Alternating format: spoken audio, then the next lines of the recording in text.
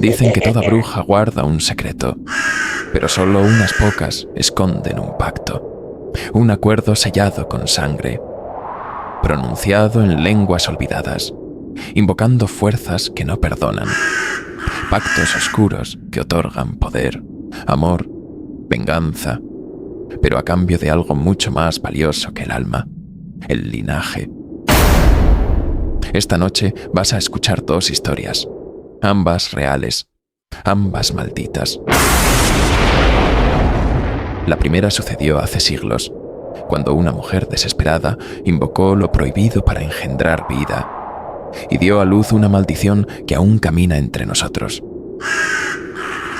La segunda es mucho más reciente.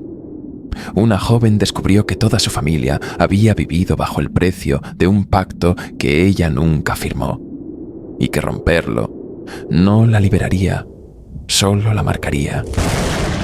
Dos relatos, dos brujas, un mismo destino sellado por las sombras. Si decides seguir viendo este video, recuerda, hay pactos que se sellan con palabras, pero solo se rompen con sangre. Bienvenido a Historias de Terror del Arcano, donde los secretos que nadie quiere contar son los que más necesitas escuchar.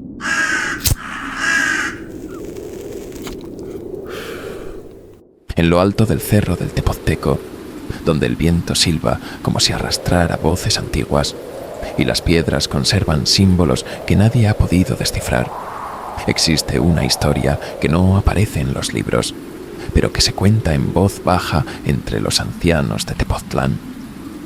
No se trata de una leyenda turística, ni de los relatos dulces que los guías repiten a los visitantes. Es más vieja, más oscura, y aún está viva. Dicen que, mucho antes de que el pueblo de Tepoztlán se convirtiera en un centro espiritual de retiros y energías cósmicas, había una mujer que subía cada noche al cerro. Iba sola, envuelta en un rebozo negro, con un bastón de espino y una canasta de barro colgada del brazo. Nadie sabía su nombre real. Algunos la llamaban Doña Malva, otros, simplemente, la Señora del Viento. Pero los más viejos sabían la verdad. Era una bruja, no de las que lanzan hechizos de amor o leen cartas. Era una de las que pactan. Se decía que hablaba con los elementos, que podía detener la lluvia con un gesto o invocar tormentas con solo clavar su bastón en la tierra. Las mujeres del pueblo le llevaban ofrendas en secreto: cabellos, animales muertos, dientes de leche, esperanzas. A cambio, ella prometía favores. Nunca dinero, siempre poder. La historia comienza hace más de 100 años, cuando una peste azotó los valles cercanos.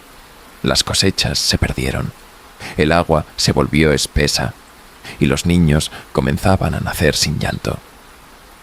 Los sacerdotes pedían oraciones, pero alguien, desesperado, acudió a la bruja, y fue entonces cuando todo cambió. La peste se detuvo, las lluvias volvieron, los niños lloraron al nacer, pero también comenzaron a desaparecer, uno cada luna llena, sin rastros, sin sonidos, solo un olor a copal quemado y sangre seca flotando en el aire. Los pobladores empezaron a notar un patrón. Siempre que desaparecía un niño, al día siguiente veían humo en lo alto del cerro, un humo espeso que no se movía con el viento, como si el viento, en lugar de disiparlo, lo adorara. Un joven, Santiago, hijo del panadero, fue el primero en subir a buscar respuestas. Se decía valiente, tenía el cuerpo fuerte, la fe alta y una medalla bendita en el pecho. Desapareció durante 3 días. Cuando volvió, no hablaba, no dormía, y sus ojos estaban completamente blancos. Murió poco después, vomitando tierra y fragmentos de obsidiana. Desde entonces, nadie volvió a subir, al menos no durante el día, pero en las noches algunos decían ver a la bruja, siempre sola, siempre en la cima, hablando con alguien que no se veía, frente a una especie de altar de piedra que no aparecía en ningún mapa. Un altar que, según los relatos, sangraba durante los eclipses. Los antiguos del pueblo comenzaron a temer más al cerro que a la muerte misma, no por lo que había arriba, sino por lo que podía bajar. Un día, una niña llamada Jimena desapareció a plena luz del día. No hubo ritual, no hubo luna llena, solo un silencio súbito y el sonido de las campanas volviéndose locas en la iglesia.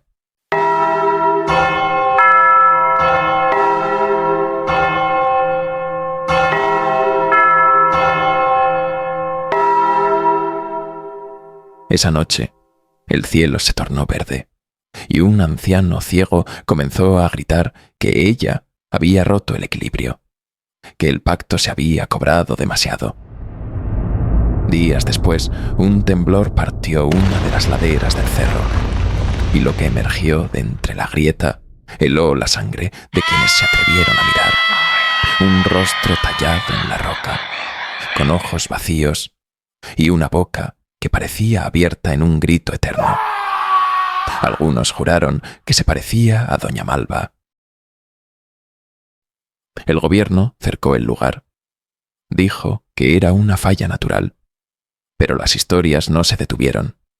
Una señora del mercado aseguraba que la bruja había hecho un trato con el dueño del viento, un ente que habita en la cima del Tepozteco desde antes de los mexicas, que el precio del pacto era la longevidad y una vida por luna llena.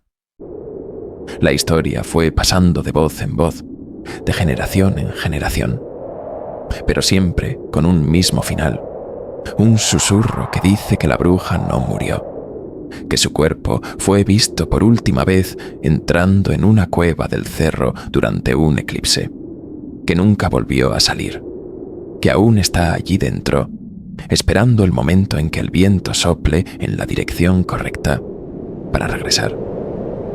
Y esta noche, el viento viene del norte, igual que aquel día. Aquí comienza el primer relato, uno que no pretende explicarse ni comprenderse, solo narrarse, porque hay historias que no son para ser entendidas, son para ser temidas. Y si alguna vez sentiste un escalofrío subiendo por tu espalda al mirar hacia una montaña, quizá ella también te esté esperando. La niebla se había deslizado cerro abajo como una lengua de humo denso, envolviendo las casas del poblado con un silencio viscoso. La escuela había cerrado temprano esa tarde, no por lluvia, sino por una sensación que se instaló entre los profesores y los niños, como un murmullo que nadie dijo en voz alta, pero todos escucharon. Algo estaba mal. Natalio Cruz, hijo del panadero y nieto de uno de los fundadores del pueblo, fue el primero en decirlo. Tenía 15 años, era inteligente, escéptico, amante de la ciencia. Él no creía en las leyendas del cerro, ni en la historia de la vieja Malva. Decía que el miedo era un residuo del atraso, una idea que debía erradicarse como la superstición. Así que decidió demostrarlo. Un martes por la tarde, subió al Tepozteco solo. Llevaba una libreta de campo, una lámpara de aceite y una mochila de cuero con agua y cuerda. También, sin que nadie lo supiera, una hoja con símbolos que había encontrado en un libro antiguo en la biblioteca municipal. Decía que eran runas de contención, parte de un ritual indígena destinado a confrontar espíritus femeninos ligados a la tierra. Nadie lo volvió a ver con vida. Solo encontraron su cuaderno de campo. En él, anotaciones apresuradas, manchas de tinta corrida por la humedad y una última página arrancada. Dentro de una pequeña bolsa que llevaba atada al cinturón, hallaron un dibujo hecho a mano. Un círculo de piedras negras rodeando un muñeco de ramas, atado con hilo rojo. En la punta del muñeco, un pequeño objeto brillante pegado con cera, Parecía una uña humana, pulida como si fuese una reliquia. El pueblo cayó en pánico contenido. No se hablaba del tema, pero los murmullos crecían como raíces en la tierra húmeda. Algunas madres comenzaron a dormir con sus hijos. Otros hombres dejaron de trabajar después de las 5. En las noches, los perros ladraban mirando hacia el cerro. Los gallos no cantaban al amanecer. Y, según algunos vecinos, las paredes más antiguas empezaron a resquebrajarse, como si algo respirara detrás. La tragedia de Natalio desató una ola de miedo, pero también una urgencia por explicar lo que sucedía. Ahí fue cuando intervino el doctor Anselmo Guerra, médico rural y aficionado a la historia local, conocido por su archivo de documentos antiguos. Había regresado recientemente al pueblo tras años en Veracruz, y su curiosidad se despertó al oír los rumores de lo que se decía en torno al cerro. Le llamó la atención un símbolo repetido en los testimonios, una espiral invertida con un punto en el centro, algo que, según sus lecturas, podría relacionarse con rituales mesoamericanos vinculados al inframundo y los portales entre mundos.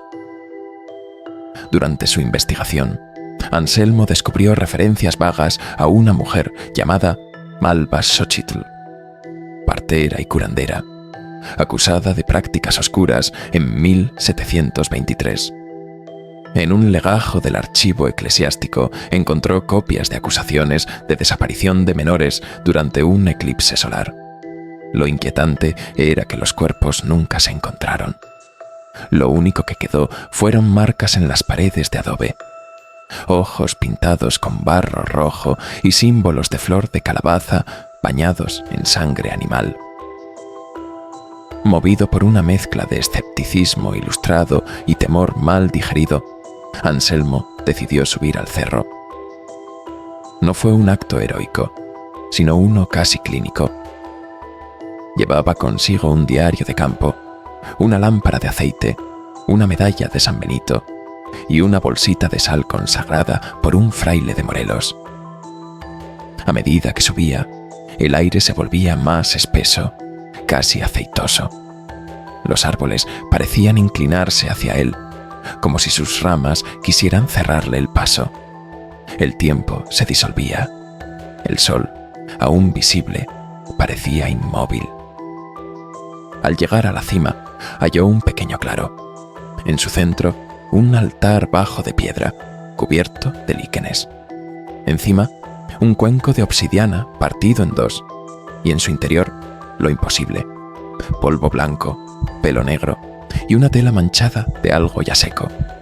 A su alrededor, muñecos de ramas, ensamblados con una precisión inquietante. Tenían ojos pintados y bocas cosidas con hilo rojo. Cada uno sostenía un objeto en el pecho: dientes, uñas, botones antiguos, un alfiler oxidado. Anselmo tomó notas, dibujó, todo con una urgencia convulsiva. Pero entonces un murmullo, primero bajo, luego más claro, una melodía sin palabras, como una canción infantil cantada por una garganta anciana. Giró, pero no vio a nadie, solo los árboles, el altar. Y el canto provenía del suelo. Las sombras comenzaron a emerger, no proyectadas, sino exhaladas, como si la tierra respirara figuras, manos huesudas, rostros vacíos. Una figura más alta emergió detrás del altar. Su rostro, cubierto con una máscara de piedra pulida, vestía un manto de pétalos marchitos. No caminaba, flotaba. El canto cesó, pero las palabras llegaron, con su propia voz. «No debiste venir solo». Anselmo se arrodilló. Su cuerpo temblaba, pero no de frío. Algo se movía dentro de él, algo que no era suyo. Su medalla ardía contra el pecho. En un acto reflejo la arrancó. El grito que escapó de su boca no fue suyo. Fue una voz antigua, y con ese desgarro corrió. Bajó a tientas, arañando piedras y raíces. No recordaba cómo regresó. Solo que despertó en el umbral de su casa, con las manos ensangrentadas y los labios partidos. Pero desde entonces, algo en su mirada se quebró. Ya no hablaba, no escribía, solo dibujaba espirales con carbón en las paredes. Y quienes lo visitaban juraban que, a veces, su reflejo en el espejo no se movía al mismo tiempo que él. La bruja del Tepozteco no murió, solo duerme. Y cada cierto tiempo, alguien la llama sin saberlo. El doctor Anselmo Guerra ya no era el mismo. Desde aquella noche en la cima del Tepozteco, algo se había quebrado dentro de él. La gente del pueblo lo veía vagar por las calles con la ropa mal puesta, la mirada perdida y las manos manchadas de tinta o tierra, como si hubiera estado escarbando en los cimientos del mundo. No hablaba, apenas comía, pero cada madrugada, cuando el reloj marcaba las 3, encendía una vela frente al espejo de su sala y se quedaba observándose durante horas. Algunos vecinos decían que hablaba con su reflejo. Otros aseguraban que su reflejo a veces se movía solo. Una noche, la tierra tembló de nuevo. No fue un sismo grande, pero lo suficiente para que las paredes crujieran y los perros aullaran.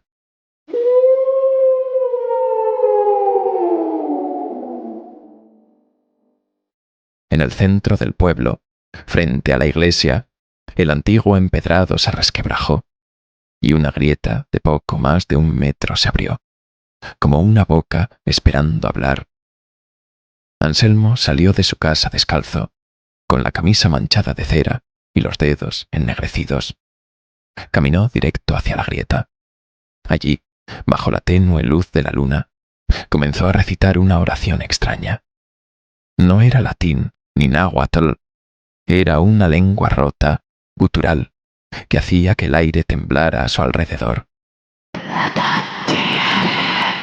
Algunos testigos, escondidos tras las ventanas, vieron cómo del fondo de la grieta emergía un hilo de humo negro, espeso, que se enroscaba alrededor de su cuerpo sin tocarlo.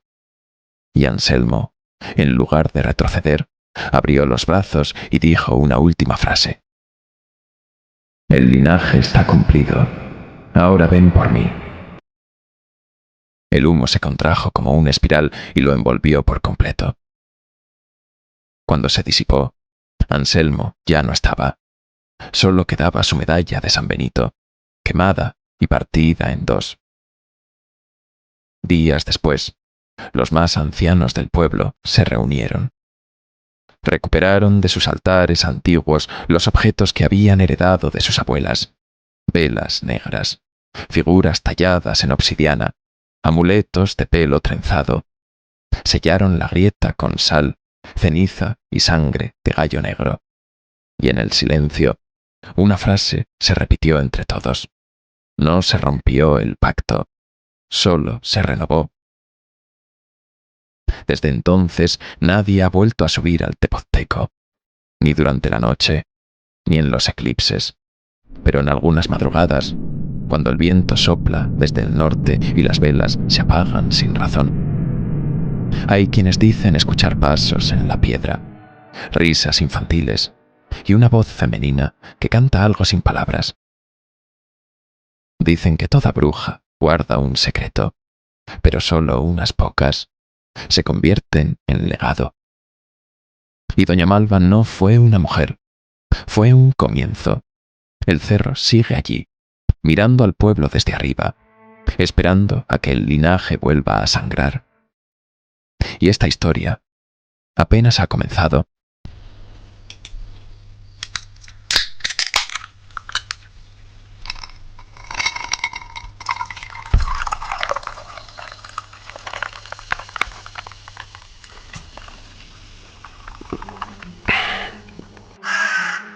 Mi nombre es Elvira Santillán.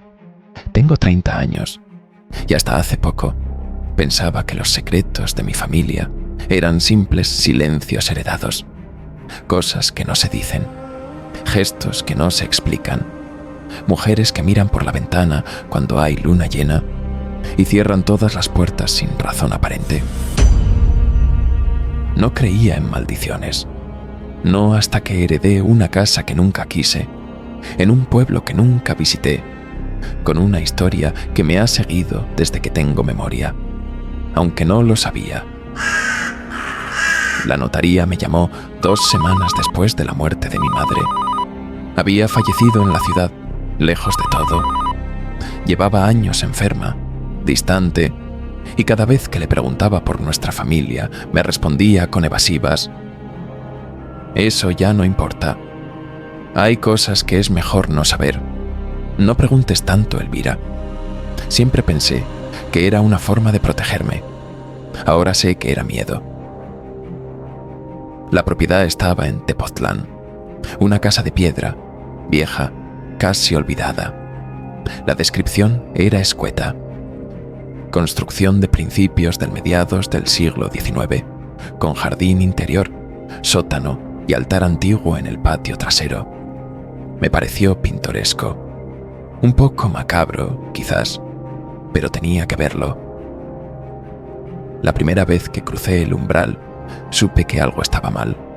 No fue una sensación mística, fue física, como si las paredes exhalaran un secreto denso, húmedo, como un aliento que venía desde la piedra misma, como si cada ladrillo supiera quién era yo antes de que cruzara la puerta y estuviera esperando mi regreso. Todo estaba cubierto de polvo, pero no era polvo común, era ceniza, y en las paredes, detrás de los muebles, encontré marcas, espirales dibujadas con lo que parecía carbón, ojos de barro cocido incrustados entre las piedras, símbolos que no reconocía. Me convencí de que eran adornos antiguos, arte popular quizá, hasta que abrí una de las habitaciones cerradas con llave. Era el cuarto de mi abuela, o eso supuse. Olía a alcanfor, a lavanda seca. Sobre la cama, una manta de lana perfectamente doblada, y en el buró, una libreta. La abrí.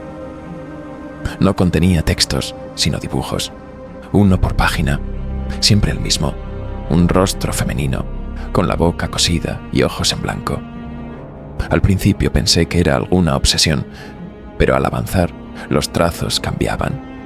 El rostro empezaba a moverse, a abrir los ojos, a mostrar dientes. En la última página, el dibujo tenía un nombre escrito en la frente: Malva. Desde esa noche, empecé a escuchar cosas.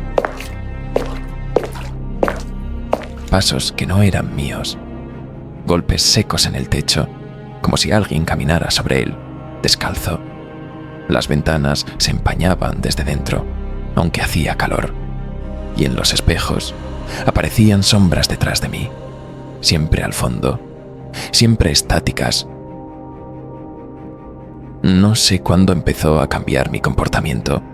Dejé de dormir, de comer. Me pasaba las noches revisando documentos de la casa. Encontré cartas, notas sueltas, fragmentos de rituales escritos con letra antigua, todos firmados con iniciales femeninas, nombres que se repetían cada 3 o 4 generaciones: Xochitl, Clara, Elvira. Elvira, como yo. Entonces supe que esto no era una herencia, era una cadena. Descubrí que todas las mujeres de mi familia nacieron con un ciclo: luna llena, eclipse, silencio. Que todas tuvieron una hija, o murieron antes de poder tenerla. Que cada tanto una desaparecía sin dejar rastro. Y que todo comenzó con una mujer que se encerró en una cueva del Tepozteco para no dar a luz un hijo, sino una maldición. No puedo explicar por qué lo hice, pero tomé la libreta y la llevé al sótano. Encendí una vela. Dibujé el símbolo que aparecía en las páginas sobre el suelo: un círculo con espinas, un ojo en el centro y líneas que parecían extenderse como raíces. No recé, no invoqué, solo me senté allí. Y entonces la vela se apagó sola. pero la habitación no quedó a oscuras. Una figura se alzó en la esquina más profunda del sótano, alta, femenina, con un manto de pétalos secos y una máscara de piedra. No se movía, no hablaba, pero algo en mí supo que no era la primera vez que la veía. Me llevé las manos al vientre. No estoy embarazada, no lo estaba, pero sentí algo moverse dentro, como si algo antiguo despertara, como si algo que no era mío reclamara mi cuerpo como herencia. He leído en los documentos una frase que se repite en todos los rituales familiares. La escribo ahora, por si algo me ocurre. Ella no se transmite por sangre, sino por nombre. Quien la nombra, la hereda. Quien la sueña, la alimenta. Y quien la teme, la invita. Yo no la he temido. Hasta ahora. Y en este momento, siento que alguien está escribiendo en el espejo del baño, con un dedo invisible. El vapor aún no se ha formado, pero la palabra ya está ahí. Elvira. La noche siguiente, Tepoztlán amaneció en tinieblas. No por la falta de sol, sino porque el cielo parecía cubierto por un velo espeso que ningún amanecer podía atravesar. La luz tenía un color extraño, como de ceniza diluida, y las aves callaron desde antes del alba. Yo no salí de la casa. No podía. El suelo parecía demasiado blando, como si al pisarlo se hundiera levemente, y las paredes susurraban, no como el crujir de una casa vieja, sino como palabras que no querían ser entendidas, pero que buscaban entrar por los poros de mi piel. Intenté encender la televisión. Nada. El celular no tenía señal. La radio solo emitía un zumbido como de insectos atrapados. Pensé que era una falla eléctrica, pero las velas del altar se habían encendido solas durante la noche y no se apagaban. El sótano estaba igual. La figura seguía allí, aunque no la veía directamente. Era como una presencia que impregnaba el aire, una humedad antigua, una promesa. Pasé horas revisando los papeles que había encontrado. Empecé a unir fechas, ciclos. Descubrí que el nombre, Malva, no era solo un recuerdo ancestral, sino un signo que marcaba a las mujeres de mi familia.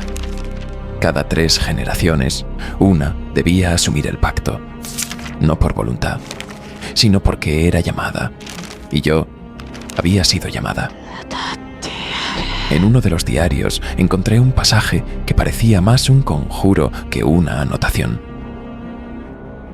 Ella duerme donde el polvo se convierte en carne, donde la hija renuncia al nombre, donde la sangre nueva toca el altar viejo, el pacto despierta. Esa noche soñé con mi madre.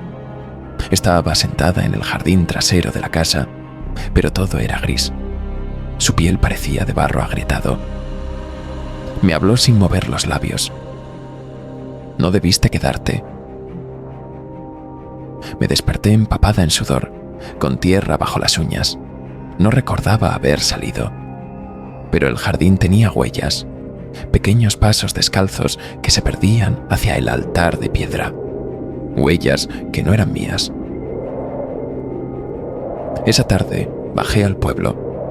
Quise buscar a alguien, a cualquiera, pero nadie me miraba a los ojos. Al pasar por la plaza, un niño se detuvo, me observó con la cabeza ladeada y dijo: «La señora del viento te está esperando». Nadie más pareció oírlo. Al darme vuelta, ya no estaba. Volví a casa y la encontré más oscura que nunca. Encendí todas las luces. No sirvió. Las bombillas chispeaban, pero no emitían claridad. Fue entonces cuando escuché la voz por primera vez. No venía del sótano, ni de mi cabeza, venía de los espejos. «Elvira, aún puedes rechazarla, pero ya no puedes huir». El reflejo en el espejo del baño no me imitaba. Se movía más lento. Su expresión era distinta, y al fondo del vidrio, detrás de mí, estaba la silueta de la figura enmascarada. Esa noche fui al altar, no porque quisiera. Mis pies se movían solos. En el cuenco de piedra había un pañuelo blanco. Dentro, una pequeña trenza de cabello mío. La voz regresó. Tu nombre ha sido llamado 3 veces. Entonces lo entendí. No era solo una historia, no era una metáfora. Era un ritual antiguo, sellado con palabras, activado con miedo. Y yo lo había cumplido todo. Había dicho su nombre, la había soñado, y ahora la temía. Sentí que algo subía por mis piernas, como raíces que me enlazaban desde la tierra. Quise correr, pero el cuerpo no obedecía, y de entre los árboles apareció la figura. No caminaba, flotaba, como en los dibujos. Llevaba en el pecho un medallón, el mismo que encontré en la libreta de mi abuela, el mismo que había visto en un retrato antiguo, donde una mujer con mi rostro sostenía una vela. Y entonces comprendí. No era heredera de una maldición, era el molde. Ella no buscaba poseerme, quería repetirse, encarnarse. Cada generación, un cuerpo nuevo, un nombre nuevo, un ciclo nuevo.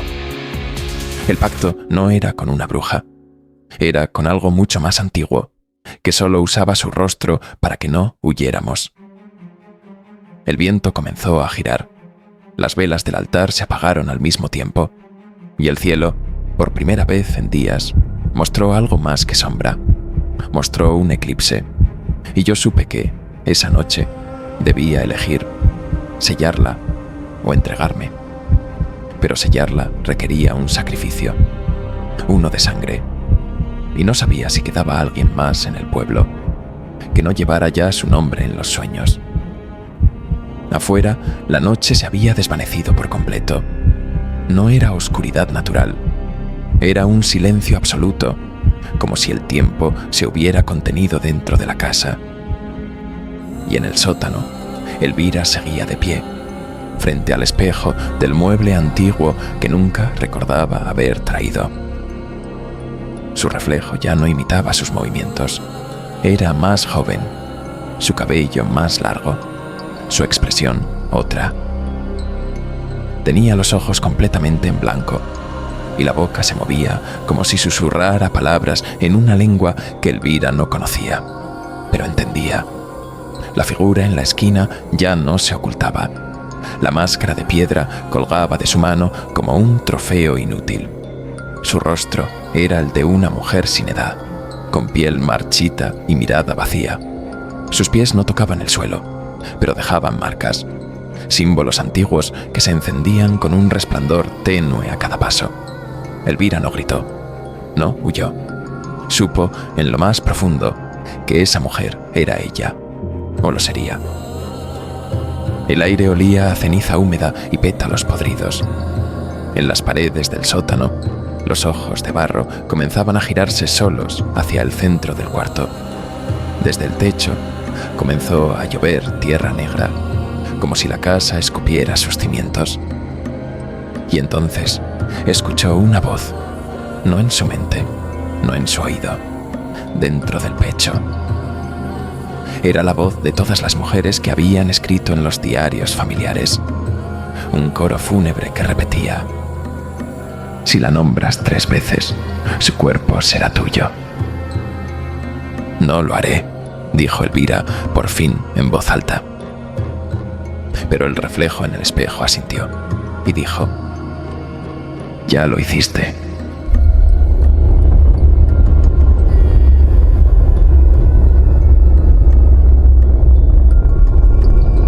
El piso tembló, no como un sismo, como un cuerpo despertando. Desde el centro del sótano se abrió una grieta, pero no era una fractura, era una boca, y de ella emergió un brazo, luego otro. La figura de la bruja, Malva, se partía en 2. Una se fundía con Elvira, la otra con la casa misma. La realidad comenzó a colapsar. Las paredes se transformaban en piedra viva. Los muebles se doblaban como si respiraran, y el tiempo se detenía en cada espejo. Elvira corrió. Subió las escaleras, pero cada peldaño era más largo que el anterior. Cuando llegó al primer piso, la casa era otra. No tenía ventanas, no tenía techo, solo un cielo púrpura sin estrellas. En el centro del salón, su madre la esperaba, pero no estaba viva. Tenía costuras en los labios y los brazos abiertos, como si invitara, como si ofreciera su lugar. «Tienes que cerrar el ciclo», dijo una voz que venía de todas partes. Entonces lo comprendió. No se trataba de una maldición, se trataba de un ritual incompleto. Cada generación, una mujer era marcada. Si se resistía, la casa la atrapaba. Si aceptaba, se fundía con la bruja. Y así Malva vivía, de cuerpo en cuerpo, de nombre en nombre. No una bruja, una idea, una voluntad antigua que usaba la sangre como camino. Elvira volvió al sótano. El espejo seguía allí, pero ahora estaba vacío. Lo rompió, con sus propias manos. Los fragmentos cayeron como cuchillas, pero no la hirieron. Los símbolos de las paredes comenzaron a arder. La figura de Malva gritó, no de dolor, sino de rabia, y desde el suelo surgió una espiral de ceniza que envolvió a Elvira y la arrastró hacia abajo. Cuando despertó, estaba en la entrada del pueblo. Llevaba las manos cubiertas de sangre seca y en su bolso la libreta de dibujos. Pero ahora todas las páginas estaban en blanco. Solo una frase escrita a mano. Gracias por cerrar la puerta, pero recuerda, no la has sellado, solo la has retrasado. Elvira vendió la casa, quemó todo lo que pudo, se fue lejos, donde el viento no huele a copal ni a tierra vieja, pero cada vez que sueña, la ve. En la esquina de la habitación, en el reflejo del microondas, en la mirada de su hija recién nacida. Porque Malva no muere, Malva se transmite. Y ahora, si has llegado hasta aquí, si has escuchado su nombre más de una vez, si has sentido un escalofrío sin razón, tal vez ya sea tarde. Si sentiste algo extraño durante este relato, comenta, yo también la he visto. Queremos saber quién más ha escuchado a Malva. Comparte este video si crees que las maldiciones familiares pueden heredarse sin saberlo. Suscríbete y activa la campana antes de que ella te mire desde tu espejo.